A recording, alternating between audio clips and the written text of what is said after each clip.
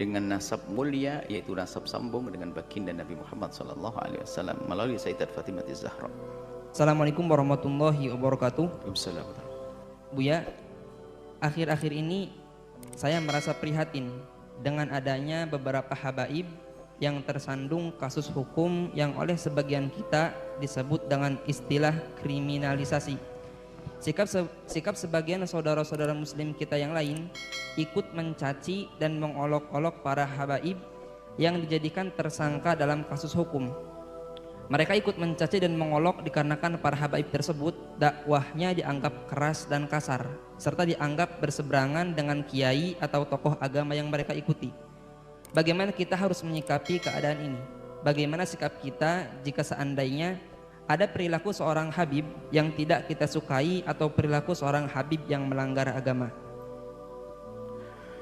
Habaib atau kaum asyraf sadah adalah orang-orang yang dipilih oleh Allah dengan nasab mulia, yaitu nasab sambung dengan baginda Nabi Muhammad SAW melalui Sayyidat Fatimah Az-Zahra. Kalau memandang mereka, kita pandang dengan dua cara pandang. Sebagai manusia kita lihat mereka, beliau-beliau adalah manusia yang bisa bersalah. Tapi di sisi lain kita harus tetap melihat beliau adalah dzurriyyah Nabi SAW. Kalau mereka melakukan kesalahan, jangan sampai kita menjadikan merendahkan kehabaibannya. Naudzubillah. Kadang muncul kebencian di hati kita. Habib, habaib. Ini sudah ada muncul kebencian. Kalau dia salah, kita katakan salah sebagai manusia. Tapi jangan dihubung-hubungkan dengan istilah habaib.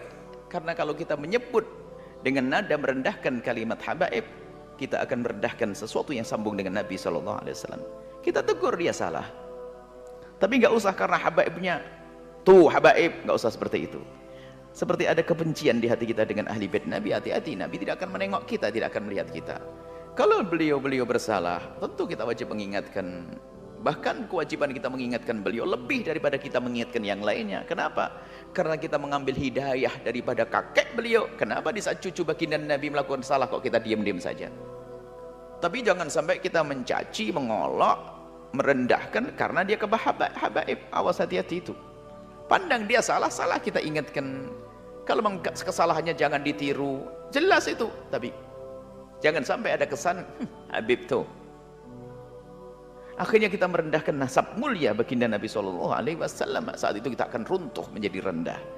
Pandang dengan dua cara pandang. Jika salah dia manusia, sesuai dengan prosedur bagaimana meluruskan kesalahan yang benar.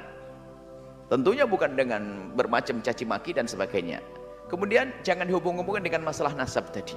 Nasab mulia itu pilihan dari Allah. Nggak bisa, orang minta pun nggak bisa dapat.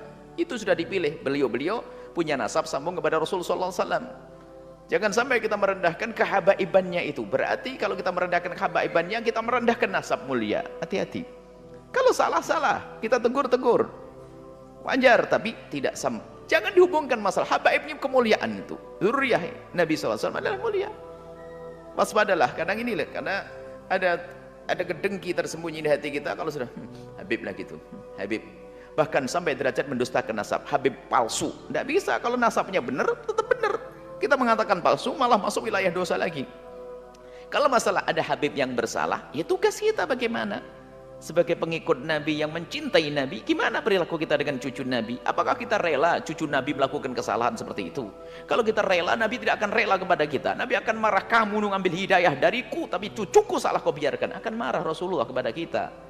Tapi juga jangan dicaci, direndahkan gara-gara kehabaibannya. Hati-hati. Ini penting sekali masalah urusan dengan habaib dzurriyyah baginda Nabi Muhammad.